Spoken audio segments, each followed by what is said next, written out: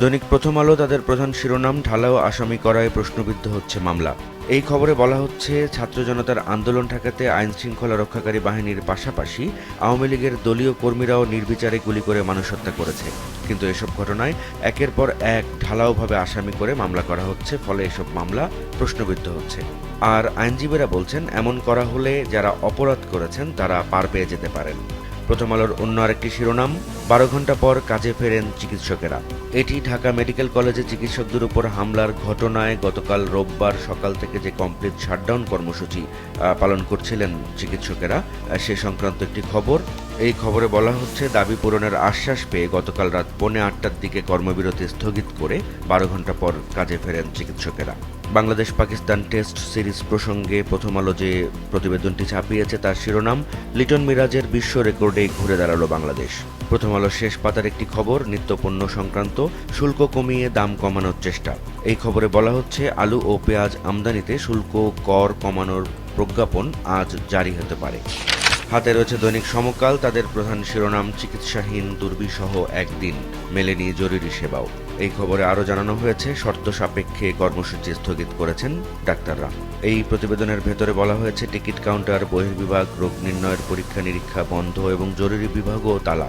এই দিনভর হয়নি কোনো অস্ত্রোপচার। গতকাল ঢাকা মেডিকেল কলেজ হাসপাতালের দৃশ্য ছিল এটি, এমনটি বলা হচ্ছে এই খবরে, এবং সব ধরনের চিকিৎসা সেবা বন্ধ থাকায় অবর্ণনীয় দুর্ভোগে পড়েন রোগীরা। সমকালের অন্য আরেকটি প্রতিবেদন, বানের ফয়দা লুটছেন চাল ব্যবসায়ীরা। এই খবরে জানানো হয়েছে, 1 মাসে কেজিতে বেড়েছে 3 থেকে 4 টাকা। উৎপাদন এলাকাতেও ঊর্ধ্বমুখী সক্রিয় সিন্ডিকেট, আমদানি বাড়ানোর পরামর্শ মিলারদের। হাতে রয়েছে দৈনিক কালের কণ্ঠ, তাদের প্রধান শিরোনাম, নিরপরাধ ব্যক্তিরাও মামলার জালে। বিশেষ এই প্রতিবেদনটি করতে তারা বেশ কয়েকজন বিশিষ্টজনের সাক্ষাৎকার নিয়েছেন। তারা মূলত বলেছেন, হয়রানিমূলক মামলাগুলো সমর্থন করা যায় না এবং এই ধরনের মামলা হলে বোঝাই যাবে যে এগুলো মিথ্যা মামলা এবং আসলে সঠিক বিচার হবে না। কালের কণ্ঠের অন্য আরেকটি খবর, দিনভর ভোগান্তি, শর্তে স্থগিত চিকিৎসকদের শাটডাউন। এই খবরে বলছে তারা যে 8 ঘন্টা ঢাকা মেডিকেলে চিকিৎসা সেবা বন্ধ ছিল, আগামী 7 দিন সব হাসপাতালের বহির্বিভাগেও সেবা বন্ধ থাকবে। কালের কণ্ঠের বিদ্যুৎ সংক্রান্ত একটি খবর, বিদ্যুৎ বিলের বাড়তি চাপে দিশাহারা গ্রাহক। এই খবরে বলা হচ্ছে, বিদ্যুতের দাম বাড়ানো হয়েছে 142% এবং বর্তমানে গ্রাহক পর্যায়ে প্রতি ইউনিট বিদ্যুতের দাম প্রায় 9 টাকা করে পড়ছে এবং বিদ্যুতের বাড়তি ব্যয়ে হাঁপিয়ে উঠছেন গ্রাহকরা। বিদ্যুৎ সংক্রান্ত আরেকটি খবর, মাতারবাড়ি বিদ্যুৎ কেন্দ্র ঘিরে হরিলুট। এই খবরে বলা হচ্ছে, কয়লা আমদানিতে 3 বছরে 5,000 কোটি টাকা লুটের ছক, বিমানবন্দরে পালাতে গিয়ে আটক বিদ্যুৎ কেন্দ্রের এমডি এবং মাতারবাড়ি দুর্নীতির অনুসন্ধানে নেমেছে দুদক। হাতে রয়েছে দৈনিক যুগান্তরও চিকিৎসকদের গতকাল কমপ্লিট যে শাটডাউন কর্মসূচি ছিল সেই খবরটিকেই প্রধান শিরোনাম করে যুগান্তর বলছে, দিনভর রোগীদের দুর্ভোগ, 22 ঘন্টা পর কাজে ফিরলেন চিকিৎসকরা এবং তারা হামলাকারীদের গ্রেপ্তারের আলটিমেটাম দিয়েছেন এবং স্বাস্থ্য উপদেষ্টার সঙ্গে চিকিৎসকদের বৈঠকে আশ্বাস পাওয়ার পর তারা কাজে ফিরেছেন। বিদ্যুৎ সিন্ডিকেট সংক্রান্ত একটি প্রতিবেদন ছাপিয়েছে যুগান্তর, যেটি তারা দ্বিতীয় শিরোনাম করেছে। এতে তারা বলছে, বিপু সিন্ডিকেটে ডুবছে ডেসকো। এই খবরে অভিযোগ করা হয়েছে, সিন্ডিকেটের ভয়াবহ অনিয়ম, দুর্নীতি আর লুটপাটের কারণে বিদ্যুৎ খাতের সবচেয়ে লাভজনক কোম্পানিটি দিন দিন খারাপের দিকে যাচ্ছে, বাড়ছে সিস্টেম লস। জ্বালানি সংক্রান্ত একটি প্রতিবেদন দিয়ে কালবেলা তাদের প্রধান শিরোনাম করেছে। এতে তারা বলছে, তৌফিকি ইলাহির প্রভাবে বড় দাও সামিতের। এই খবরে বলা হচ্ছে, ক্ষমতাচ্যুত আওয়ামী লীগ সরকারের আমলে প্রধানমন্ত্রীর কার্যালয়ের এক বৈঠকেই বাজিমাত করেছিল বিদ্যুৎ ও জ্বালানি খাতের আলোচিত কোম্পানি সামিট এবং কোনো ধরনের প্রতিযোগিতা ও যাচাই বাছাই ছাড়াই ওই বৈঠকে 17,000 কোটি টাকার এলএনজি টার্মিনালের কাজ দেওয়া হয়েছিল তাদেরকে। কালবেলার অন্য আরেকটি খবরের শিরোনাম, ক্ষুব্ধ চিকিৎসকদের শাটডাউন, দিনভর রোগীদের ভোগান্তি। এই খবরে বলা হচ্ছে, হাসপাতালে চিকিৎসকদের উপর হামলার ঘটনায় কার্যত অচল হয়ে পড়ে দেশের স্বাস্থ্যসেবা। দৈনিক বাংলাদেশ প্রতিদিন চিকিৎসকদের শাটডাউনের প্রসঙ্গটিকেই প্রধান শিরোনাম করেছে। এতে তারা বলছে, হঠাৎ শাটডাউন চিকিৎসায়। এই খবরটির সাথে তারা আরও ছোট ছোট 4-5টি খবর ছাপিয়েছে চিকিৎসা সংক্রান্তই। একটি বক্সে এই প্রতিবেদনগুলো ছাপানো হয়েছে, যেমন একটি শিরোনাম, হাসপাতালে কি ঘটেছিল, জরুরি বিভাগে ঢুকে খুন। অন্য আরেকটি শিরোনাম, চিকিৎসকদের গায়ে হাত দেওয়া মেনে নেওয়া যায় না, সার্জিস।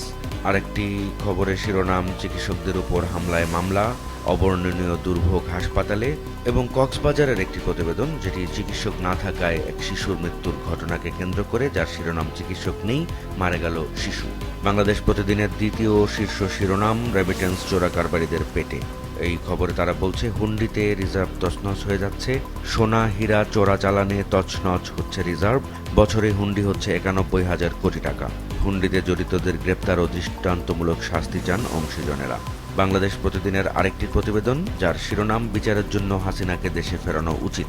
এটি সাবেক প্রধান বিচারপতি সুরেন্দ্র কুমার সিনহার একটি সাক্ষাৎকারকে কেন্দ্র করে প্রতিবেদন ছাপিয়েছে বাংলাদেশ প্রতিদিন। দৈনিক দেশ রূপান্তর তাদের শিরোনাম এক শব্দের, নজিরবিহীন। এই শিরোনামে গতকাল চিকিৎসকদের ধর্মঘটের প্রতিবেদনটি করেছে দেশ রূপান্তর। এই খবরে তারা বলছে ঢাকা মেডিকেল কলেজ হাসপাতালে 3 দফা হামলা ভাঙচুর, অপারেশন থিয়েটারে ডাক্তারদের মারধর এবং এসবের প্রতিবাদে ডাক্তারদের কমপ্লিট শাটডাউন এবং শেষ পর্যন্ত 24 ঘন্টার আলটিমেটাম দিয়ে জরুরি সেবা চালু করা হয়েছে। দেশ রূপান্তরের আরেকটি প্রতিবেদন ফের বিদ্যুতের 6,000 কোটির প্রকল্প।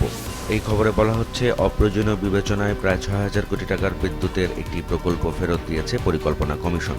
দেশ রূপান্তরের অন্য আরেকটি খবরের শিরোনাম মেয়র ম্যাজিকে ক্লিনাররা ইন্সপেক্টর।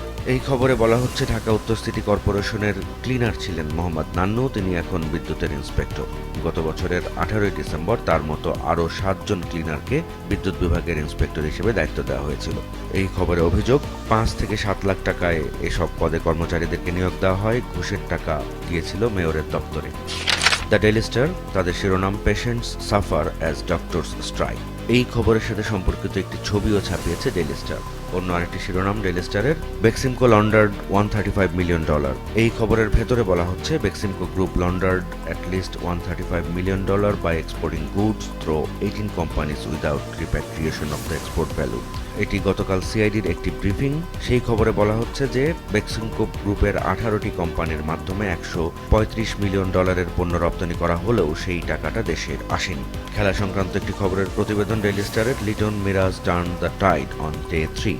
এই খবরের সাথে ছবিও ছাপিয়েছে দ্য ডেইলি স্টার, যাতে দেখা যাচ্ছে গতকাল পাকিস্তানের বিরুদ্ধে তৃতীয় দিনে 100 করার পর লিটন দাস হাত উঁচিয়ে সেটি উদযাপন করছেন।